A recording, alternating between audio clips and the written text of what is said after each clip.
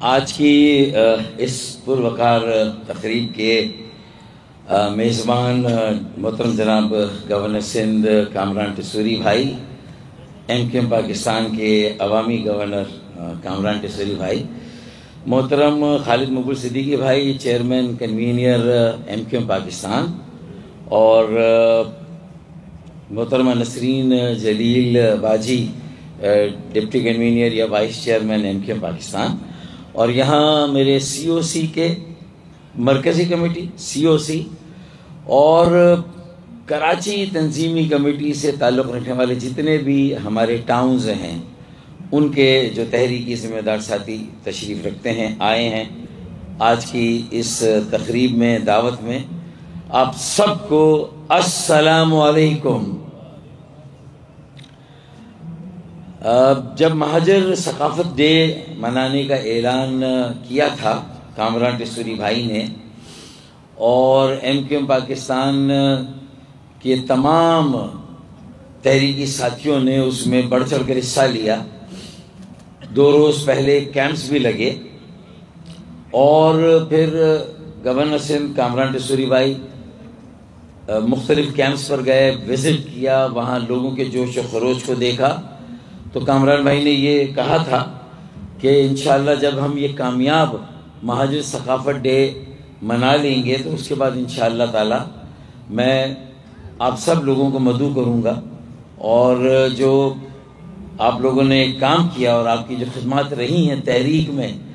صرف مہاجر ثقافت ڈے کے جو ہے وہ منانے اور انعقاد کے لحاظ سے، اس کی تیاری کے لحاظ سے نہیں، بلکہ اس کے علاوہ بھی 20 سال، 30 سال، 15 سالوں سے جو ساتھی کام کر رہے ہیں ان کی خدمات کو سراہنے کا موقع ہے، انہیں خراج تحسین پیش کرنے کا موقع ہے، اور سب کو مہاجر ثقافت ڈے کی خوشیوں میں شامل کر کے ایک بہت لاؤڈ اور کلیئر میسج دینا ہے جو اس وقت ملک کی صورتحال ہے اور جو پاکستان کے عام آدمی کے مسائل ہیں، تو صرف یہ یاد دلانا ہے کہ حساب ملک کا بس اتنا سا گوشوارہ ہے، حساب ملک کا بس اتنا سا گوشوارہ ہے، مہاجر کو نکال کے دیکھا تو سب خسارہ ہے۔ تو یہ میرے خیال میں میسج جو ہے بہت لاؤڈ اینڈ کلیئر اس دن گیا کہ پاکستان کے قیام میں جو بے غرض، بے لوس، سیلف لیس جو قربانیاں دی گئیں، ٹرینیں کٹیں، قافلے لٹے، بہنوں بیٹیوں کی عصمتیں قربان ہوئیں، 20 لاکھ جانوں کا نذرانہ دیا،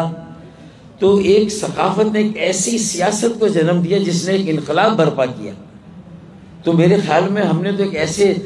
عمل اور اس تاریخ کو یاد کیا، ان شہداء کو خراج عقیدت پیش کیا جنہوں نے قیام پاکستان کے لیے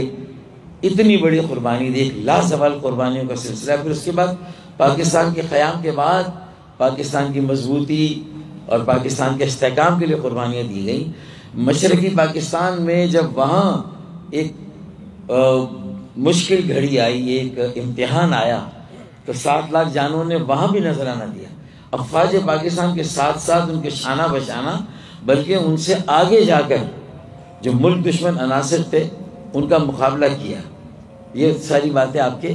علم میں، یہ تاریخ ہے۔ تو بتانا صرف یہ مقصود ہے، اور ہم گورنر صاحب کا، کامران ٹسوری بھائی کا خاص طور پر اس لیے شکریہ ادا کریں گے کہ ریاستی ایوان میں مہاجر ثقافت ڈے کا منانا، جہاں سندھی ثقافت ڈے 3 سالوں سے منایا جا رہا تھا، کامران بھائی کے آنے کے بعد 3 سالوں سے منا رہے تھے، تو کامران بھائی نے بھی یہ محسوس کیا کہ مجھ پر بھی ایک قرض ہے ان لوگوں کا، اس تحریک کا جس نے مجھے گورنر بنایا، جس نے مجھے ذمہ داری دی، اور کیوں نہ ہم یہاں بھی مہاجر ثقافت ڈے کا اجرا کریں۔ تو کامران بھائی نے اس کا فیصلہ کیا، اور الحمدللہ بڑے شایان نشان طریقے سے ہم نے وہ ثقافت ڈے بنایا، اور بہت سارے میسج جو ہے وہ اس کے ذریعے سے ہر جگہ پر بھیجا۔ تو اور یہ بھی بتا دیا کہ یہ نسرین باجی میں جو کہہ رہی تھی کہ مہاجر ہیں مگر ہم ایک دنیا چھوڑ آئے ہیں، مہاجر ہیں مگر ہم ایک دنیا چھوڑ آئے ہیں، تمہارے پاس ہے جتنا، ہم اتنا بلکہ اس سے زیادہ چھوڑ آئے ہیں۔ تو بھائی یہ سب کچھ کر کے آئے تو آج اس تحریک نے جب یہاں تک ہم پہنچ گئے ہیں، ایک اللہ تعالیٰ نے ہمیں موقع دیا ہے۔ اور قائد اعظم محمد علی جناح نے بھی تو کہا تھا نا کہ اتحاد کی ضرورت ہے، تو آج ہمیں بھی اتحاد کی ضرورت ہے۔ دوسرا، تنظیم۔ کوئی بھی اتحاد، سیاسی عمل، اگر اس کے پیچھے تنظیم نہیں، آرگنائزیشن نہیں، نظم و ضبط نہیں، ایک دوسرے کا احترام نہیں، ایک دوسرے کا لحاظ اور خیال نہیں، اور سب کو ساتھ لے کر چلنے کا ارادہ اور عزم نہیں، تو باقی پھر نظریے کا ڈھول پیٹنے سے تھوڑی ہم یا پاکستان ہم بھی منزل کو پہنچے اور پاکستان کو بھی اس کی منزل پر پہنچا، کیونکہ ہم تو سمجھتے یہی ہیں کہ اللہ تعالیٰ نے ہمیں جس شہر میں بسنے کا موقع دیا یہی پاکستان ہے۔ پاکستان کا ہر زبان بولنے والا، ہر ثقافت کا حامل، ہر علاقے کا پاکستانی، ہر صوبے، ہر خطے کا پاکستانی الحمدللہ کراچی میں آباد ہے۔ تو اس سے زیادہ تو بہتر موقع ہو ہی نہیں سکتا کہ ہم کراچی میں ایک ایسا ماحول قائم کریں کہ جو بنیادی نظم العین ہے پاکستان کے قیام کا، جو بانیان پاکستان کا تھا، جو ہمارے آباء و اجداد کا تھا، جو قائد اعظم محمد علی جناح خان لیاقت علی خان کے ساتھ کھڑے ہوئے، تو مقصد کیا تھا کہ ہر شہری کو ہر طرح کی محتاجی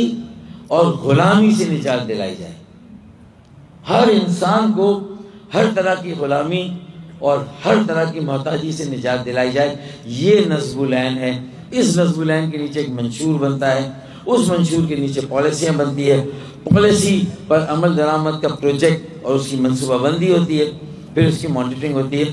ضرورت اس بات کی تنظیم کو مضبوط کرنا ہے، تنظیم کے کردار کو اجاگر کرنا ہے، تنظیم کو اہمیت دینی ہے، اور ذمہ داروں کو اپنی ذمہ داری کا احساس کرنا ہے۔ مجھے امید ہے کہ انشاءاللہ تعالی یہ ساری چیزیں ہم کریں گے۔ جب پاکستان ناممکن تھا اور پاکستان بنایا، تو پھر پاکستان جس مقصد کے لیے بنایا تھا اس مقصد کا حصول کیسے ناممکن ہو سکتا ہے؟ انشاءاللہ تعالی وہ مقصد بھی حاصل کریں گے۔ ہر شہری کو سر اٹھا کر جینے کا حق دیں گے، ہر شہری کو سر اٹھا کر چلنے کا موقع دیں گے، اور پاکستان کی سیاست ہو، معیشت ہو، معاشرت ہو، اس میں ہر شہری کا حصہ اس کی صلاحیت کے مطابق، اس کی میرٹ کے مطابق، اس کی محنت کے مطابق اسے ملا جائے۔ محنت بھی کاؤنٹ ہوگی، میرٹ بھی کاؤنٹ ہوگی، قابلیت اور صلاحیت بھی کاؤنٹ ہوگی۔ کہیں محنت کی بنیاد پر لوگوں کو پروموٹ کیا جاتا ہے، کہیں میرٹ اور قابلیت اور صلاحیت کی بنیاد پر پروموٹ کیا جاتا ہے، لیکن جذبہ کیا ہونا چاہیے؟ بے لوث، استقامت کے ساتھ، ایک تسلسل کے ساتھ ہمیں اپنی جد و جہد کو جاری رکھنا ہے۔ اور اب خالد بھائی شاید آپ سے گفتگو کریں گے، تو میں تو آخر میں یہی کہوں گا کہ کچھ دیر کی خاموشی تھی، لو شور آ گیا، کچھ دیر کی خاموشی تھی، لو شور آ گیا، باقی سب کا وقت آیا، مہاجروں کا، نوجوانوں کا، کراچی والوں کا دور آ گیا۔ پاکستان زندہ باد۔